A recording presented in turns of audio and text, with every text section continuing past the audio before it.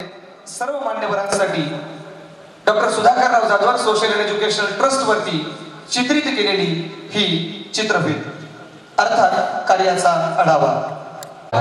हे उद्दिष्ट डोळ्यासमोर ठेवून सुरू केलेल्या युवा संसदेच्या 3ऱ्या वर्षामध्ये मी ॲडव्होकेट शार्दूल सुधाकरराव जाधव युवा संसदेचा अध्यक्ष या नात्यानं उपस्थित सर्वांचे मनपूर्वक स्वागत करतो. भारत देशाला महासत्ता बनवायचे असेल तर आजचा युवक खऱ्या अर्थानं सक्षम व सशक्त होणं गरजेचे आहे.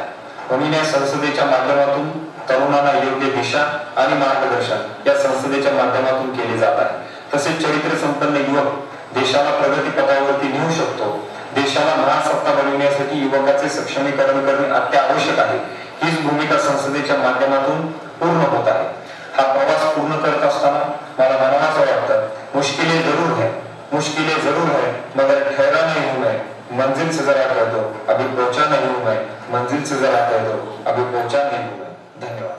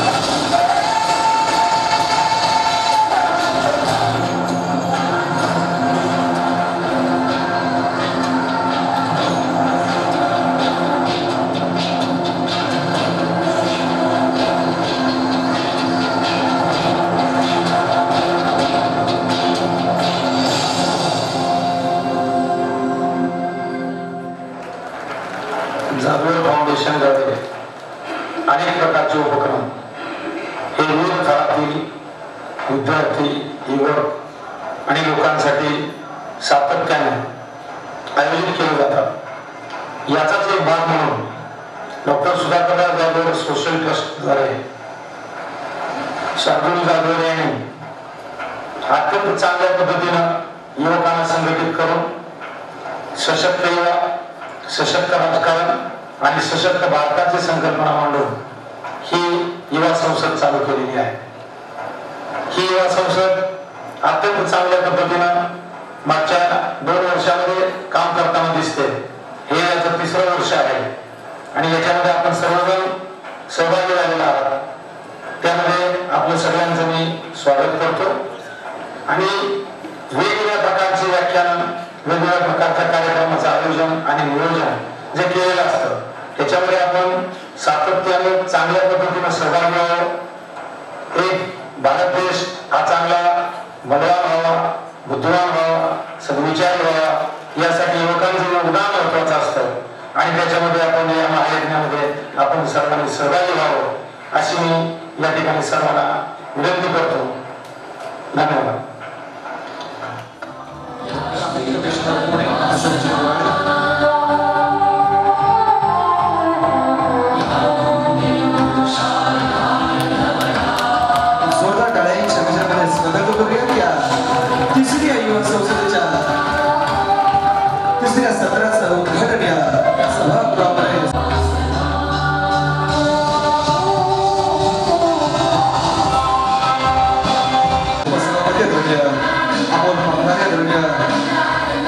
गजाननजी अहमदाबादकर आणि मान्यवरांच्या सहभागाने दीप प्रज्वलन संपन्न होत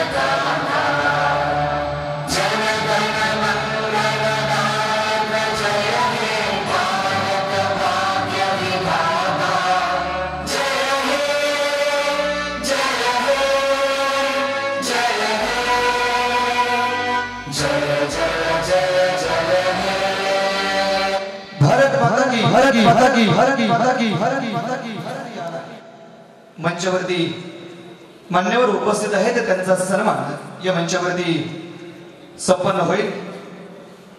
प्रथमतः या मंचावरती सन्मान संपन्न होतोय। या कार्यक्रमासाठी उपस्थित असणारे महाराष्ट्र राज्याचे कॅबिनेट मंत्री आदरणीय महादेवजी जानकर साहेब यांचा सन्मान या मंचावरती संपन्न होतोय। मी आदरणीय ॲडव्होकेट शार्दूल सुधाकर जाधव सरांना अशी विनंती करतो की आपल्या शुभास्ते त्यांचा सन्मान या मंचावरती करावा। जोरदार टाळ्यांच्या गजरामध्ये स्वागत करूयात। या मंचावरती सन्मान संपन्न होतोय। आदरणीय महादेवजी जानकर साहेब पशुसंवर्धन दुग्ध व मत्स्य विकास कॅबिनेट मंत्री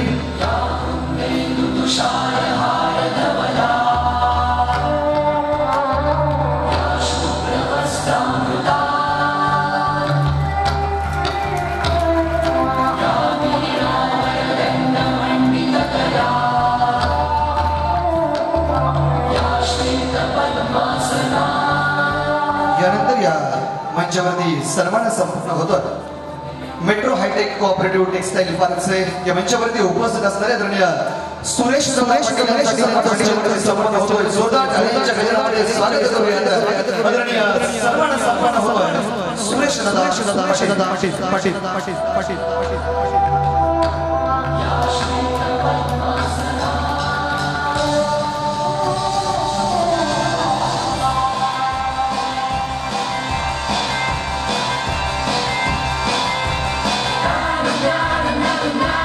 कार्यक्रमासाठी उपस्थित असणारे पुणे ट्रॅफिक कमिशनर आदरणीय अशोकराव मोराळे साहेब यांचा देखील सन्मान या मंचावरती संपन्न होतोय। जोरदार टाळ्यांच्या गजरामध्ये स्वागत करूयात। पुणे ट्रॅफिक कमिशनर आदरणीय अशोकजी मोराळे साहेब, जोरदार टाळ्या। अब कुछ बात करेंगे, मिलजुल कर अब काम करेंगे, तब जाकर कुछ बात बनेगी, जनहित की शुरुआत बनेगी। त्याचबरोबर या मंचावरती सन्मान संपन्न होतोय आदरणीय पुणे जिल्हा परिषदेचे माजी जिल्हा परिषद सदस्य कुलदीप तात्या कोंडे यांचा सन्मान या मंचावरती संपन्न होतोय। जोरदार टाळ्यांच्या गजरामध्ये स्वागत करूयात। मंचावरती सन्मान संपन्न होतोय। भोरविल्ला मोर्चाचे लोकप्रिय नेते आदरणीय कुलदीप तात्या कोंडे यांचा जोरदार टाळ्यांच्या गजरामध्ये स्वागत करूयात। या मंचावरती उपस्थित असणारे विपश्यन केंद्राचे आदरणीय दत्तात्रय कोहिनकर साहेब यांचा देखील सन्मान मंचावरती संपन्न होतोय। मी ॲडव्होकेट शार्दूल सुधाकर जाधव सरांना विनंती करतो की त्यांचा सन्मान आपल्या शुभ हस्ते करावा। जोरदार टाळ्यांच्या गजरामध्ये स्वागत करूयात। या मंचावरती सन्मान संपन्न होतोय आदरणीय दत्तात्रय कोहिनकर सर, विपश्यन केंद्र पुणे। त्याचबरोबर या कार्यक्रमासाठी हे सत्राचे प्रमुख वक्ते म्हणून उपस्थित असणारे आदरणीय जिल्हा परिषद सदस्य गजानन अहमदाबादकर सरांचा देखील सन्मान या मंचावरती संपन्न होतोय। मी ॲडव्होकेट शार्दूल सुधाकर जाधव सरांना अशी विनंती करतो की आपल्या शुभ हस्ते त्यांचा सन्मान या ठिकाणी करावा।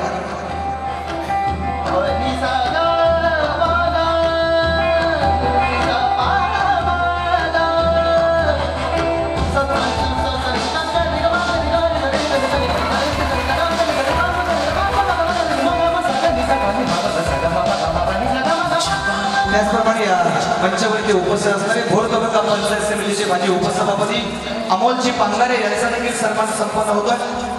मी ॲडव्होकेट शारदा सुधाकर जाधव सरांना अशी विनंती करतो की आपण आदरणीय अमोलजी पांगारे भोर तालुका पंचायत समितीचे माजी उपसभापती यांचा देखील सन्मान आपल्या शुभास्ते करावा. जोरदार टाळ्यांच्या गजरामध्ये स्वागत करूया. मी सर्व मान्यवरांना विनंती करतो की आपण स्थानापन्न व्हावं. 2-2 मिनिटं विद्यार्थी मनोगत व्यक्त होईल. युवा संसदेचं हे व्यासपीठ. तत्पूर्वी युवा संसदेचे अध्यक्ष ॲडव्होकेट शारदू सुधाकर जाधवर सर यांना विनंती करतो की आपण प्रास्ताविक व्यक्त करावं. आदरणीय ॲडव्होकेट शारदू सुधाकरजी जाधवर सर.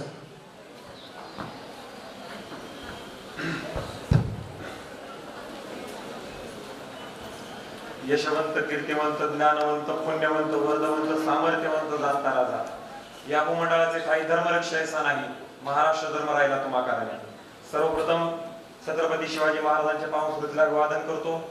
आजच्या या 3ऱ्या युवा संसदेच्या कार्यक्रमासाठी या ठिकाणी उपस्थित असणारे आमच्या वडिलांचे खूप जुने मित्र, पितृतुल्य, माझे मार्गदर्शक, माननीय श्री महाराष्ट्र राज्याचे कार्यक्षम मंत्री महादेवजी जानकर साहेब, त्याचबरोबर आजच्या या 3ऱ्या युवा संसदेच्या 2ऱ्या दिवसाच्या पहिल्या सत्राचे त्या ठिकाणी प्रमुख वक्ते म्हणून आपल्याला या ठिकाणी जे मान्यवर लाभलेले आहेत असे गजानन अहमदाबादकरजी, त्याचबरोबर अशोकजी मोराळे, त्याचबरोबर दत्ता कोहिनकरजी आणि मंचावरती उपस्थित असलेले सर्वच मान्यवर आणि उपस्थित सर्व मित्र बंधू आणि भगिनींनो, आता जानकर साहेब या ठिकाणी आलेले आहेत.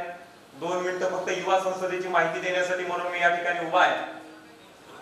गेल्या 3 वर्षापासून सशक्त युवा, सशक्त राजकारण आणि सशक्त भारत ही एक विचारधारा, एक ब्रीद घेऊन आम्ही त्या ठिकाणी काम करतोय. आणि मला सांगताना फार आनंद वाटतो की या 3ऱ्या युवा संसदेमध्ये पदार्पण करत असताना या ठिकाणी हा जो मंच आहे, हा मंच कुठल्याही लोकसभेचा नाही, हा मंच कुठल्याही विधानसभेचा नाही, परंतु हा जो मंच, या मंचाला मोठं करण्याचं काम हे समोर बसलेल्या सर्व विद्यार्थ्यांनी त्या ठिकाणी केलेलं आहे. आणि मला सांगताना फार आनंद वाटतो की नागपूर असेल, मुंबई असेल, त्याचबरोबर नेहरू युवा केंद्राच्या माध्यमातून गोवा असेल, विदर्भ असेल, अकोला असेल, पुण्यामधनं असेल, कोकणामधनं असेल, जवळजवळ 2000 पेक्षा जास्त युवकांचं, 2,2500 पेक्षा जास्त युवकांचं रजिस्ट्रेशन या युवा संसदेला लाभलं. आणि कालपासून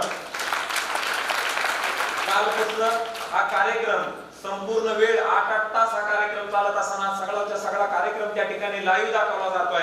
आणि लाईव्ह दाखवत असताना या कार्यक्रमाला जवळजवळ कालपासून 10,000 पेक्षा जास्त लोकांनी हा कार्यक्रम त्या ठिकाणी त्यांच्या जागेमधनं, त्यांच्या जागेवरती बसून त्या ठिकाणी ते पाहत आहेत. हे करण्याचं एकमेव कारण म्हणजे एवढंच आहे की जे आमचे युवक आहेत, आज आमच्या भारत देशाचा जर विचार केला तर 72 कोटीपेक्षा अधिक युवक आहेत. या 72 कोटी युवकांना चांगल्या पद्धतीने त्यांचे विचार घडले पाहिजेत, ते चांगले विद्यार्थी आमचे सशक्त झाले पाहिजेत. म्हणून या युवा संसदेचं त्या ठिकाणी आयोजन केलेलं आहे की राजकारणामध्ये सगळीच लोक भ्रष्ट नसतात, राजकारण हे काय वाईट नसतं, चांगली शिकलेली लोक या राजकारणामध्ये आली पाहिजेत. आणि सगळ्यात महत्वाचं जर उदाहरण आपल्या समोर असेल, एक मूर्तिमंत जर उदाहरण आपल्या समोर असेल तर एक शिकलेला, एक इंजिनियर झालेला माणूस आज महाराष्ट्र राज्याचा त्या ठिकाणी कॅबिनेट मंत्री म्हणून काम त्या ठिकाणी करतोय.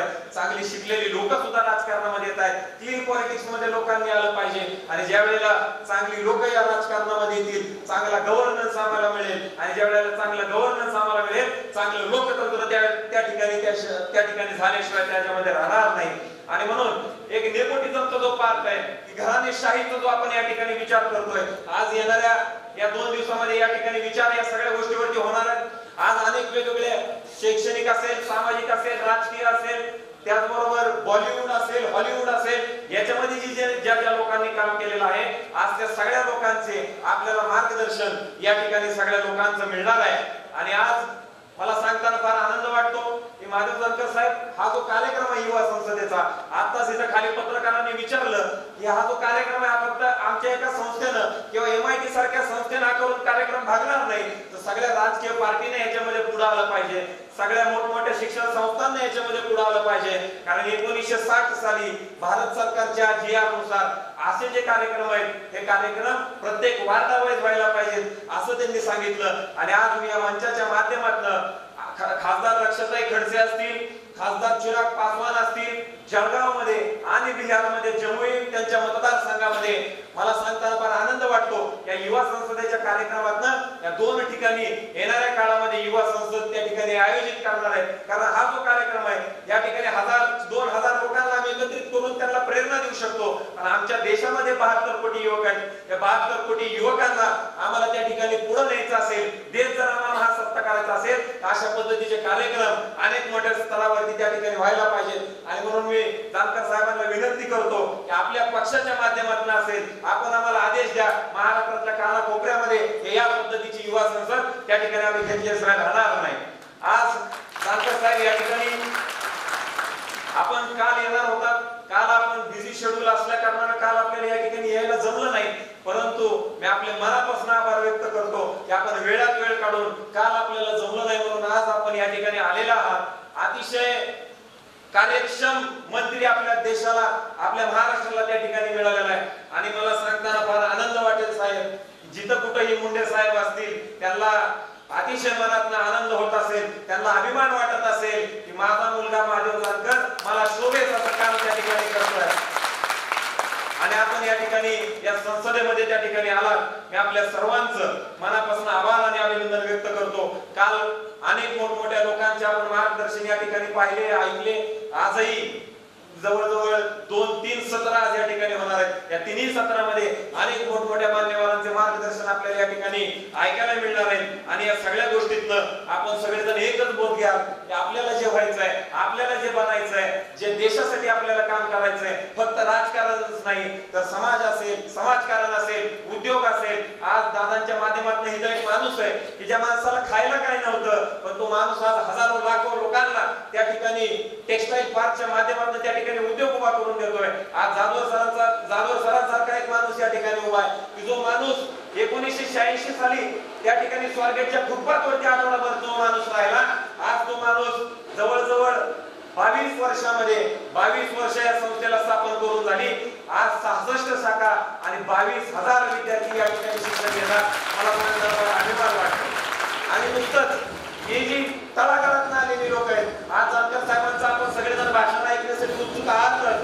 कारण एक कार्यकर्ता ज्या वेळेला नेता होतो त्याचे जे संघर्ष आहेत, त्यांनी जे काही खस्ता खाल्लेले आहेत ते ऐकून आपल्याला जर काही चांगली प्रेरणा मिळाली तर आपलं आयुष्य त्या ठिकाणी सुधारण झाल्याशिवाय राहणार नाही. आपण सगळेजण या ठिकाणी आलात, आपल्या सर्वांचे मनापासून आभार आणि अभिनंदन व्यक्त करतो. आणि जानकर साहेबांना पुन्हा एकदा मी त्यांचे आभार मानतो. आपण या ठिकाणी आलात, आपलं मार्गदर्शन नेहमी मला या ठिकाणी राहीलच हीच आशा आणि अपेक्षा व्यक्त करतो आणि थांबतो.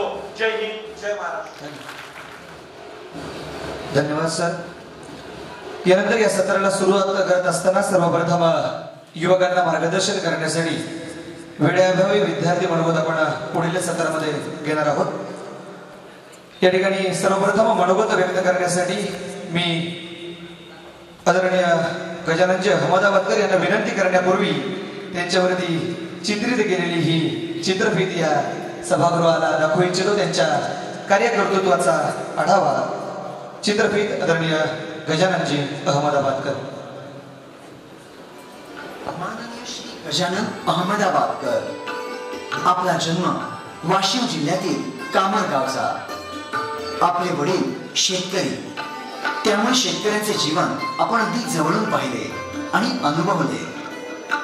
त्यामुळेच एखाद्यावर अन्याय झाला तर आपण पेटून उठतात. अगदी विद्यार्थी दशेपासूनच आपण सामाजिक कार्यात उतरला, अनेक आंदोलने केली. शिक्षणासाठी अमरावतीत आल्यावर कृषी विद्यापीठाच्या आंदोलनात अंगावर काठ्या देखील खाल्ल्या आणि कारागृहात सुद्धा राहिला.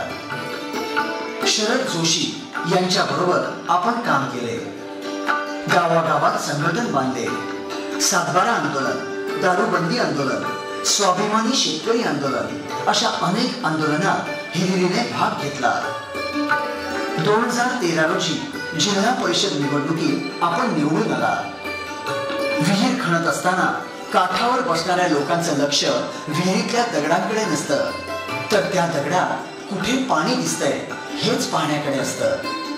आणि तुम्ही देखील त्या पाण्यासारखंच जनतेच्या आशेचा किरण बनलात.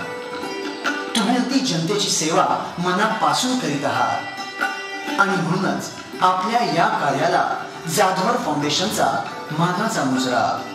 धन्यवाद. धन्यवाद. जोरदार टाळ्यांच्या गजरामध्ये स्वागत करूया आदरणीय गजाननजी अहमदाबाद. सर्वप्रथम मला इथं बोलावलं आणि या सगळ्या लेकरांसमोर मार्गदर्शन नाही तर माझ्या आयुष्यातील कामाचा अनुभव सांगण्याची संधी मला दिली त्याबद्दल मी आयोजकांचा मनपूर्वक आभारी आहे.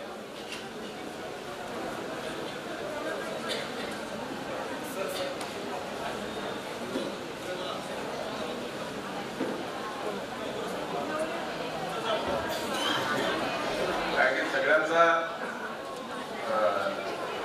तर मला सांगते की अर्धा मिनिटाचं आज तुमच्या समोर बसलेली आहेत आणि बरीचशी इतिहासाचे पानं संपन्न झाली अशा एका फार मोठ्या योद्ध्याला मला असं वाटतं की माझी माहिती खरी असेल, माझं ज्ञान खरं असेल तर मी सर्वांना एक विनंती करणार आहे, माझ्या वेळातला वेळ देऊन या तानाजी मालुसरेंची पुण्यतिथी आहे म्हणून मी सर्वांना विनंती करतो की 1 मिनिट उभा राहू त्यांना आपण श्रद्धांजली दिली.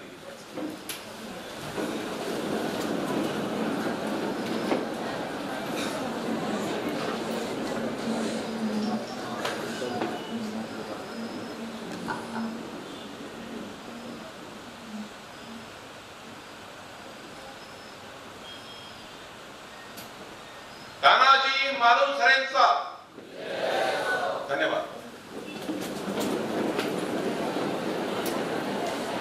मला वाटतंय की शेवटी जे विद्यार्थी बसलेले आहेत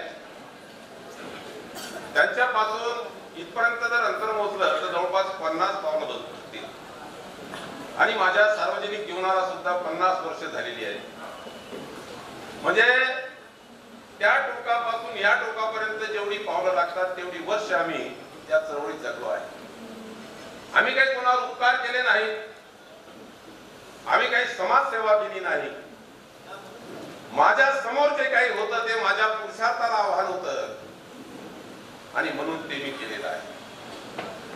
आणि आजची जी युवा संसद आहे या युवा संसदेमध्ये मी मुद्दामून मान्यवरांचे आता एखादं जर नाव सुटलं तर थोडंसं येऊन जाईल म्हणून मी सर्व मान्यवरांना आजच्या त्याची साक्ष मानतो की 2 गोष्टी. आता आम्ही इथं समोर जे बसलेले आहोत एक शार्दूल भाऊ जर सोडले तर आम्ही आमच्या भूतकाळातल्या निराशेच्या अंधारात जगत आहोत. सगळेच काही यशस्वी झाले असं नाही. जानकर साहेबांची जी योग्यता आहे ती अशी आहे की ते मुख्यमंत्री असायला पाहिजे होते पण कसा तरी एक योग आला आणि या माणसाला मी काही देवेंद्र फडणवीस सुद्धा माझे मित्र आहेत, मी त्यांच्या वडिलांच्या स्कूटरवर नागपूरला बसायचो पण ज्या माणसाची योग्यता जी आहे त्याला संधीच तशी मिळते असं काही नाही. म्हणून माझी सर्वांना एक विनंती आहे की या कार्यक्रमाचा केंद्रबिंदू आम्ही नाही, या कार्यक्रमाचा केंद्रबिंदू तुम्ही आहात कारण तुमचं भविष्य घडवलं आणि तरुणाईच्या खांद्यावर बसून या जगामध्ये क्रांत्या झालेल्या आहेत. जगातली कुठलीही क्रांती जेवढ्या क्रांत्याचा मी अभ्यास केला मी फार शिकला सवरला माणूस नाही पण जेवढ्या काही क्रांत्या झाल्या त्या फक्त तुमच्या खांद्यावर बंदूक ठेवून झालेल्या आहेत, तुमच्या मनगटातल्या दमावर झालेल्या आहेत. आता माझी तुम्हाला सगळ्यांना विनंती आहे की खरं तर आमची लायकी नाही, माझी तरी स्वतःची लायकी नाही की मी तुम्हाला काही मार्गदर्शन करेन. मी माझ्या पिढीच्या वतीनं खरं तर तुम्हाला माफी मागायला आलेलो आहे की स्वातंत्र्यानंतरची 70 वर्ष गेली, आजही माझ्या भविष्यामध्ये काय वाढवून ठेवलेलं आहे याचा तुम्हाला पता नाही. म्हणून मी मराठी भाषी असून उर्दू शिकलो आहे. अतिशय सुंदर शब्दात उर्दू शायर अप्लाई करतो कि कुछ कमी रह गई थी शायद मेरे किरदार में. समजते थोडीशी माझ्या भूमिकेमध्ये माझ्या पिढीच्या भूमिकेमध्ये काहीतरी कमी राहिलेली आहे. कुछ कमी रह गई थी शायद मेरे किरदार में कि गुलशन महक न सका मौसमे बहार में. 70 वर्षाच्या स्वातंत्र्यामध्ये आम्ही तुमच्या चेहऱ्यावर हास्य फुलवू शकलो नाही. या कर्तव्यशून्यतेसाठी मी माफी मागायला तुमच्यासाठी समोर आले. याचा अर्थ आम्ही काहीच केला असं नाही. एखाद्या माणसाच्या कामातून काय प्रेरणा मिळते, एखाद्या माणसाच्या शब्दातून काय प्रेरणा मिळते. तुम्ही काल एक कॅसेट ऐकली पाहिली सिनेमाची. मी आजकाल सिनेमे पाहत नाही, 40 वर्ष झाले, कधी वेळच मिळाला नाही सिनेमा पाहायचा. पण त्याच्यात एक 10-12 वर्षाचा पोरगा भगतसिंग आपल्या देशवासियांचं रक्त सांडलं, तिथली माती घेऊन शपथ खातो की ज्या नराधमाने माझ्या देशातल्या बांधवांचं रक्त सांडवलं, त्यांचं रक्त सांडवण्याशी मी स्वस्थ बसणार नाही. याचा अर्थ काय? भगतसिंगांनी त्या वयातली कादंबऱ्या वाचल्या होत्या.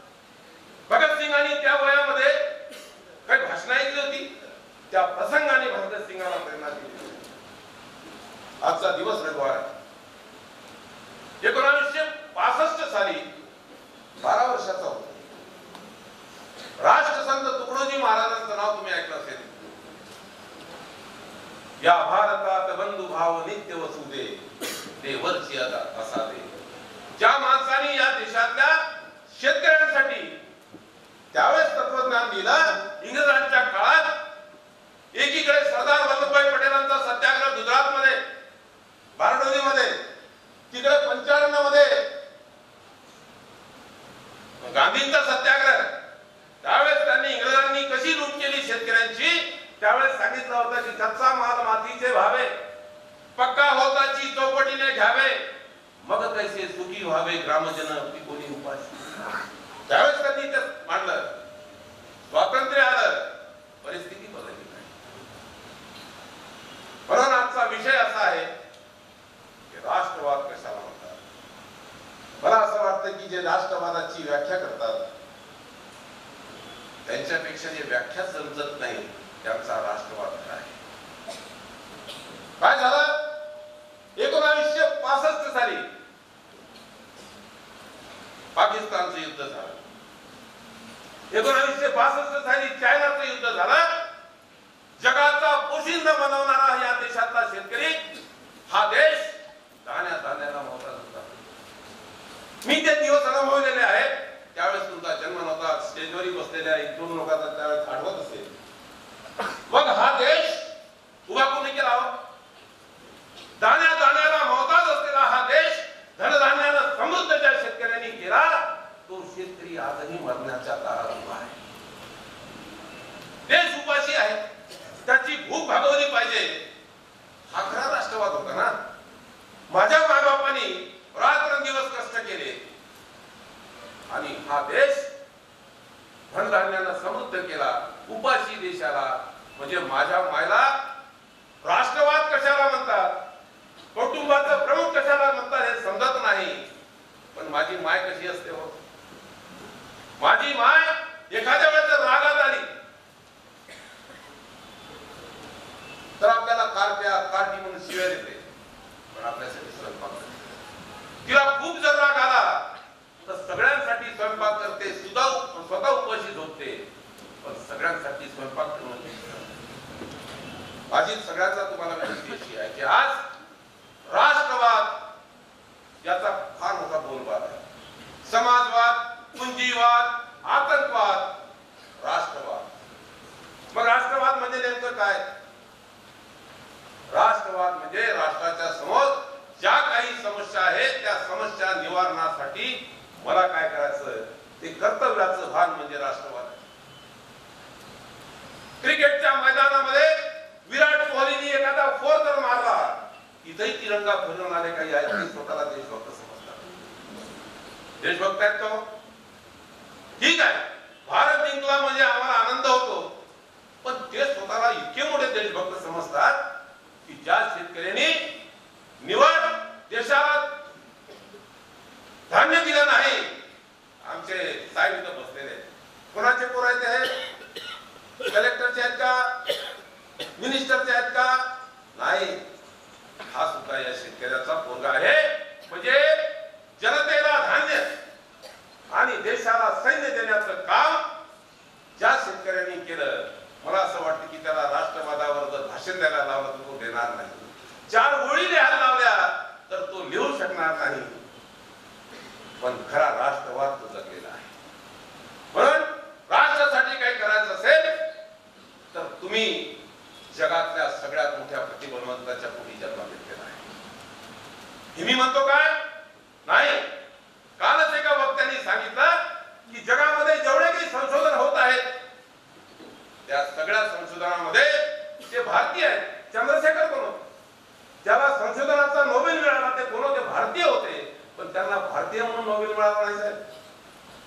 कारण त्या सोयी तर त्यांना मिळाल्या नाहीत. म्हणून ते अमेरिकेला गेले आणि तिथं त्यांनी संशोधन केलं आणि संशोधनामध्ये नोबेल मिळवलं.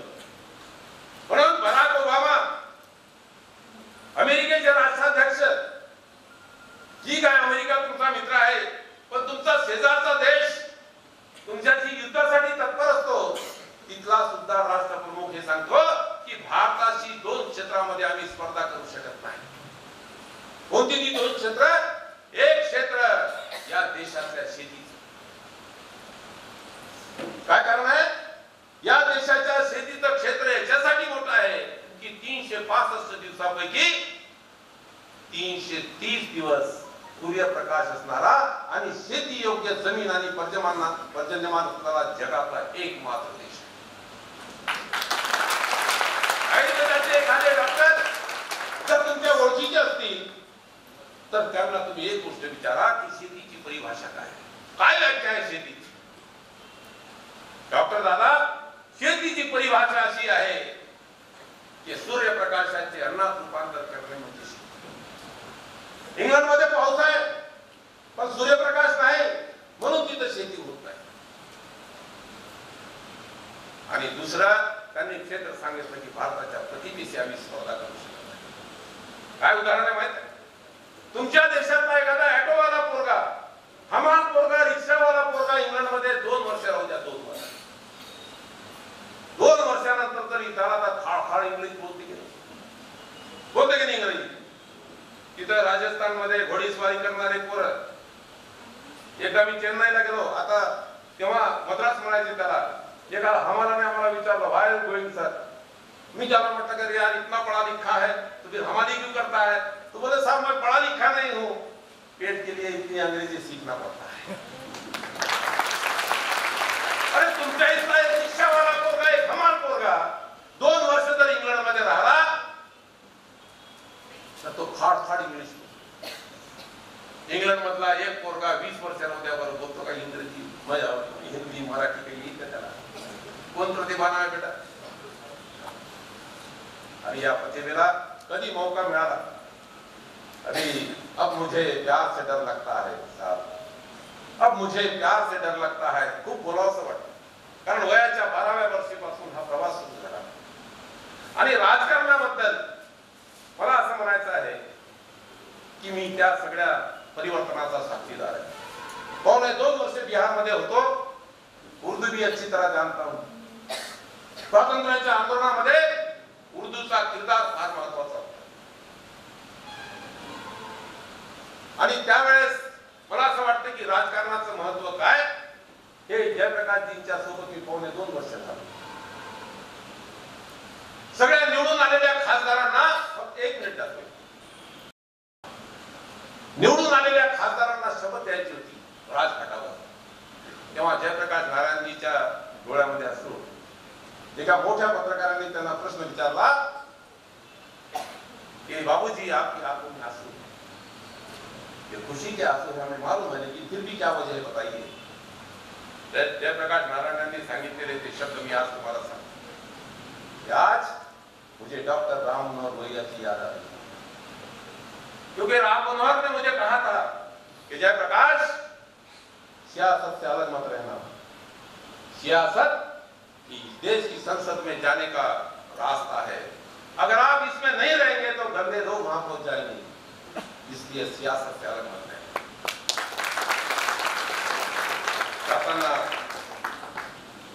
एक विनंती करतो, हे जाधव परिवारांनी हा कार्यक्रम आयोजित केला, अत्यंत सुंदर. मला असं वाटलं होतं की एखाद्या सत्राचं संचालन करण्याची मला संधी मिळाली पाहिजे. 4 पंतप्रधानांच्या कार्यक्रमाचं मी संचालन केलेलं आहे. खूप आज युवकांवरती काही शेर मला सांगायचे होते, पण आज फक्त या कार्यक्रमाचं ज्यांनी आयोजन केलं त्यांच्यासाठी एक शेर सांगतो की खुदा मुझको ऐसी खुदाई न दे. हे ईश्वरा मला असं वैभव देऊ नको की ज्या वैभवामध्ये मी एकटा सामील. मी ऐकलंय की कोणातरी बाईची सॅन्डल 1 कोटी रुपयाची, बरोबर आहे? कोणातरी बाईच्या हाती 3 कोटी रुपयाचा मोबाईल आहे. आमच्या बापाला 20 एकरापेक्षा जास्त शेती ठेवण्याचा अधिकार नाही. आणि एक आमची भाभी लाखो करोडो रुपयात खेळाडू विकत घेते. पण मी जाहीरपणे म्हणत असतो नीता भाभी जी, आप दुनिया का हर खिलाड़ी करोड़ों में खरीद सकती है, लेकिन एक खिलाड़ी को जन्म नहीं दे सकती, वो हमारी माँ की बहू का। अरे म्हणून मी सुधाकर रावजींसाठी एक शेर सांगतो की खुदा मुझको ऐसी खुदाई न दे, हे ईश्वरा मला असं वैभव देऊ नको की ज्या वैभवामध्ये मी एकटा सामील आहे। खुदा मुझको ऐसी खुदाई न दे कि सिवा मेरे कुछ भी दिखाई न दे, और हंसो आज इतना कि इस शोर में सदा सिसकियों की सुनाई न दे। और खुदा ऐसे एहसास का नाम है।